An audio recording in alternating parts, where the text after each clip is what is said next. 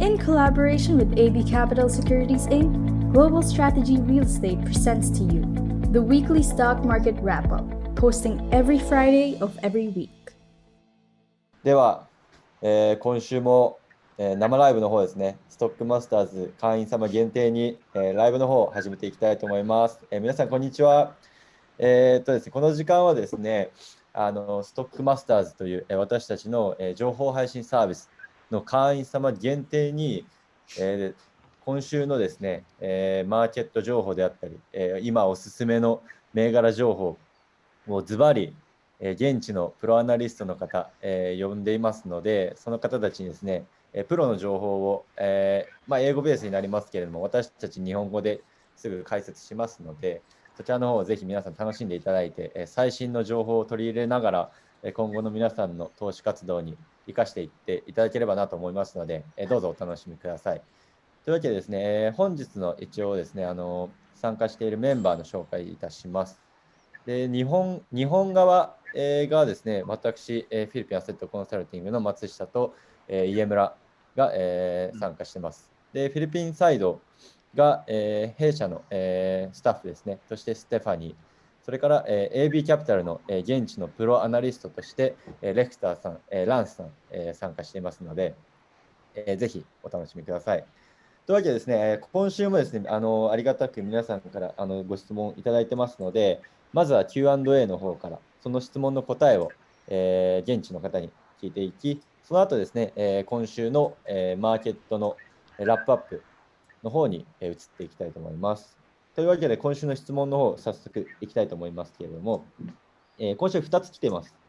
1つ目がロペスの上場廃止についてですね。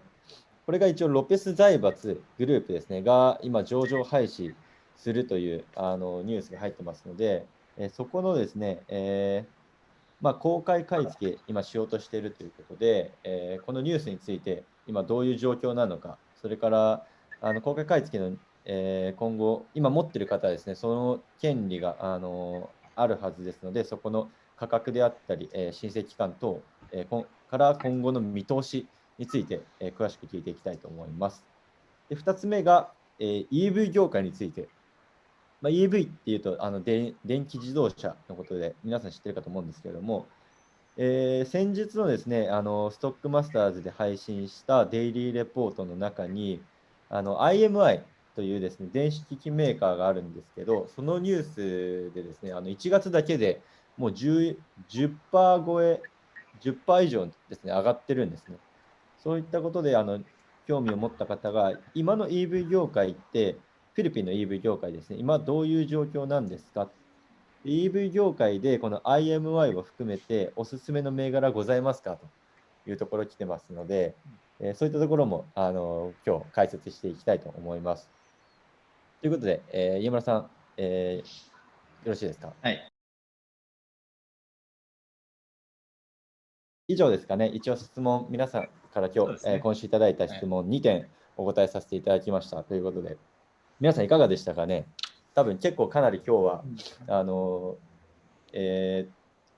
れですかね、スペシフィックな銘柄の名前も出てきて、多分皆さんぜひこれは買っておいた方がいいんじゃないかなって、多分強くお勧めできるかなと思うので、まだこれ見ていただいて、口座開設してない方がもしいらっしゃいましたら、実は弊社、この AB キャピタルの現地の口座が日本にいながら開けるサービスやってますので、ぜひですね、これ大体、費用が3万円ほどかかるんですが、現地の口座ですので、銘柄はこれ全部買えます、こういった上場銘柄。で、手数料も現地なのでかなり安いです。で、日本の証券会社通すと、個別銘柄が買えなかったり、投資信託しか買えなかったりとあるんですけど、AB キャピタルは全部そういうのも、何買えるんでしたっけ？個別銘柄、投資信託、ETF も買えますよね。あと、そうですね。リートも買えるし、ね。リートも買えますよね。なんで、ほとんど網羅して買えるので、こういった情報が出たらすぐ皆さん買えますので、ぜひですね、もしまだ開いてないという方は、ぜひ開いた方がいいかなと思いますので、お声掛けしていただければすぐ開けますので、またどうぞこちらの方もご活用ください。というわけで、今週の、Q&A は以上となりますので、皆さんぜひですね、わからないことがあれば、何でも聞いていただければ、こういう形でプロからの直接アドバイスをもらえる機会を設けてますので、何でもよろしいですので、質問の方をぜひいただければなと思いますので、毎週水曜日ですね、こういう形でやってますので、来週もどうぞ皆さん、ぜひご参加していただいて、いろいろ学んでいただければなと思います。というところで、今週の Q&A は以上になります。どうも皆さんご視聴ありがとうございました。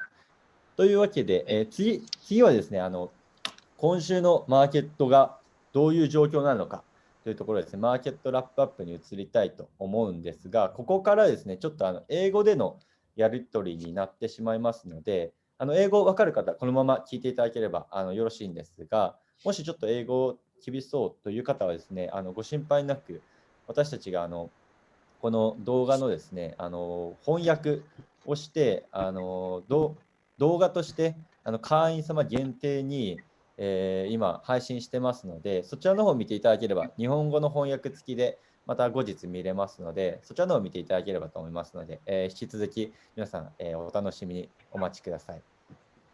では、いいですか。Stephanie, let's get started the weekly wrap up.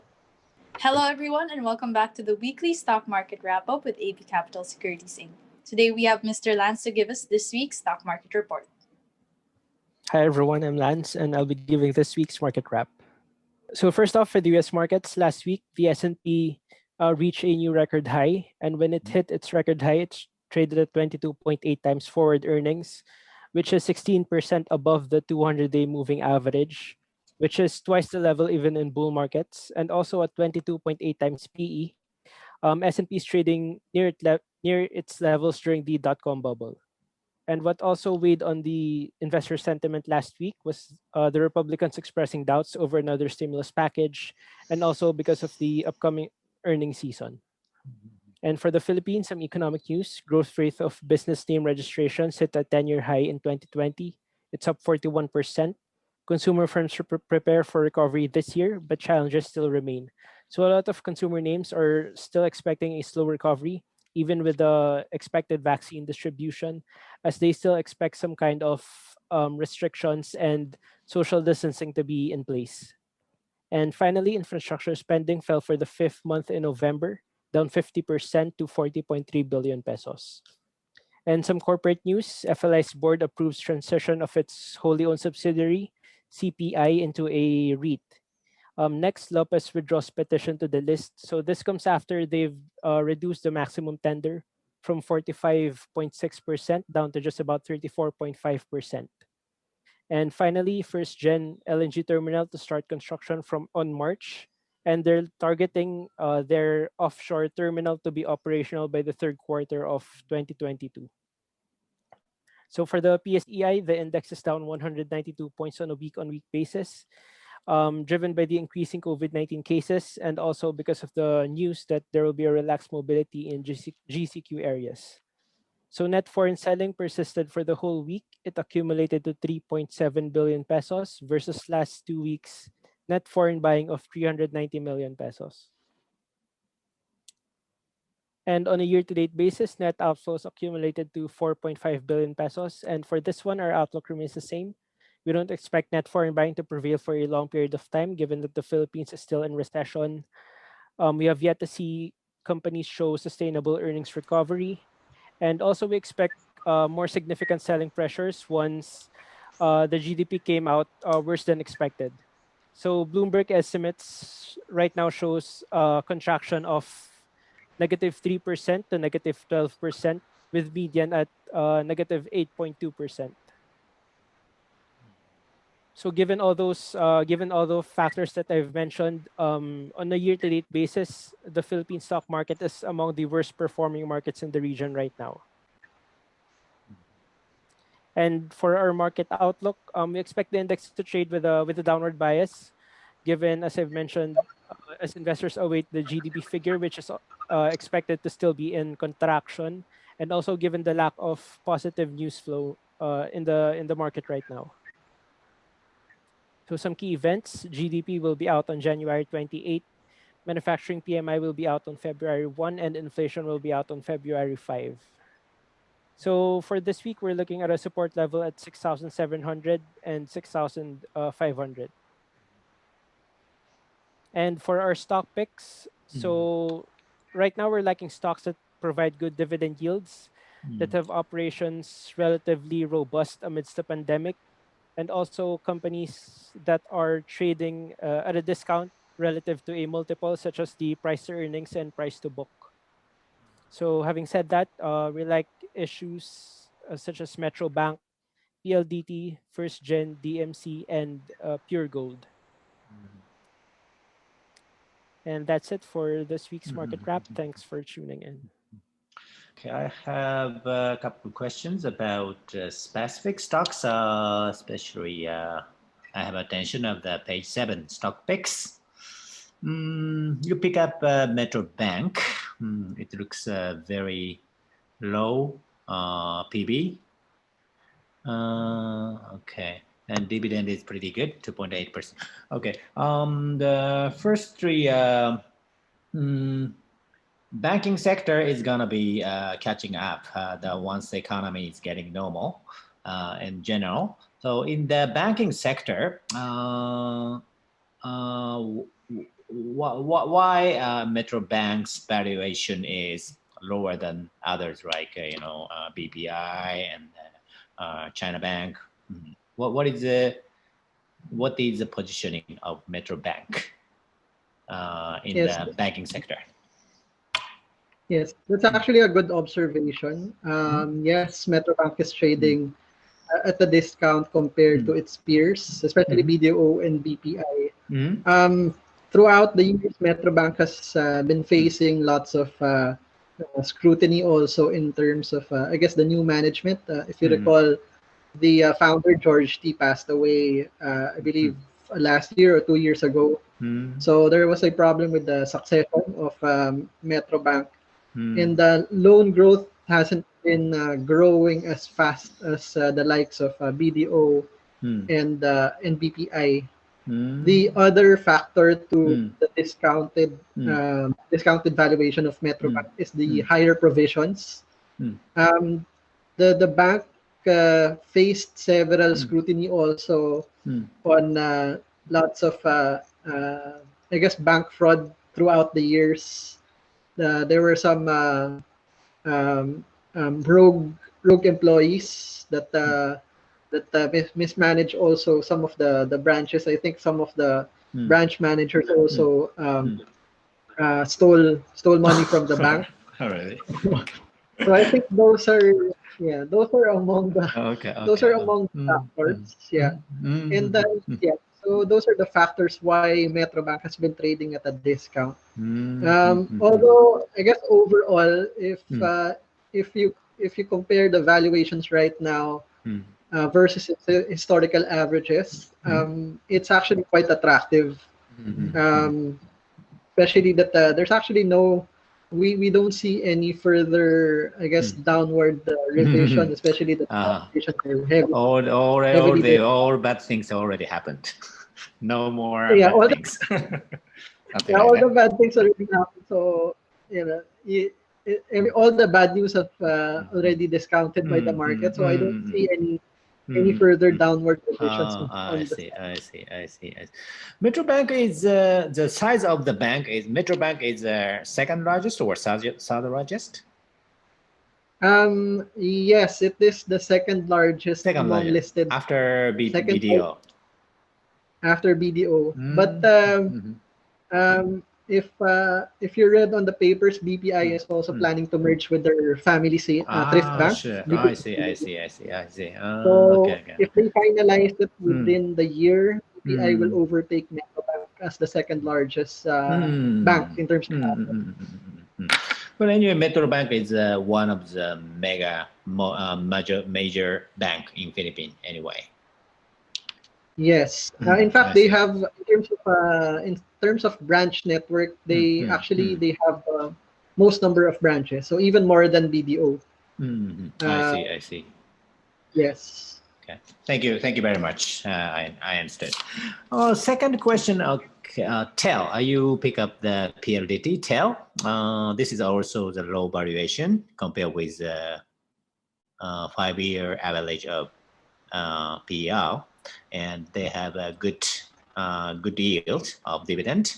Of course, the telecom sector is one of the hottest sector in Philippines. Looking at the specific company, what is the competitive strengths or characteristic of PLDT compared with Globe Telecom or newcomer Dito? Yes, I think in terms of comparison to Globe, it's a neck and neck battle between the two telcos right now. But I would say we picked Tel mainly because of relatively higher upside to its fair value. Tel right now offers a much bigger upside compared to Globe. I believe Globe right now is trading roughly around its fair value. So we don't see much upside compared to PLDT. And we don't see immediate threat yet, since Dito is just about to roll out their facility. So currently, right now, they're doing a technical audit. So that will take maybe 30 to 45 days before they actually start to officially roll out on March. So historically, PLDT has been, giving decent dividends throughout the years, consistently at least 5% cash yield. So it's actually quite attractive, especially that we're looking at a pandemic-proof sector. So I wouldn't say Globe is not a good bet, but either of the two would be essentially a good investment. Why PLDT's valuation is lower compared with Globe Telecom? I think it's mainly I guess news related driven. The share price of both telcos have been just trading, depending on the newsprint that comes out. So it's quite news driven lately, especially with some activity also from Dito. But and I wouldn't say there is a specific reason on why on PLD. Probably just a shift also of from fund managers. Okay, thank you. Okay, and DMC. DMC is they are the biggest general construction company in Philippines, and also they are property developer as well. So why DMC's stock price evaluated low at the moment? What is the background? Why? Yeah, DMC is actually it's quite diversified. I think about maybe 40 to 50%. I think there's a common conception. The biggest contributor to DMC would be Semirara, so which is into coal mining and the power. They have a power plant, which is Sincalaha, so located in Batangas. So if you recall, there was actually the COVID actually heavily hit DMC, specifically on Semirara. Of course, with the absence of the economy, demand for power was actually wasn't there. And coal, and the recent news also on Semirara that they're operating at minimum capacity. I believe some of the workers contracted COVID, so they had to operate at minimum capacity. And of course, some social distancing. They were also battered by landslides I believe a couple of years ago. And recently, coal it hasn't been recovering to its pre-COVID levels. On the housing, obviously there has been a halt in terms of construction activities during the lockdown.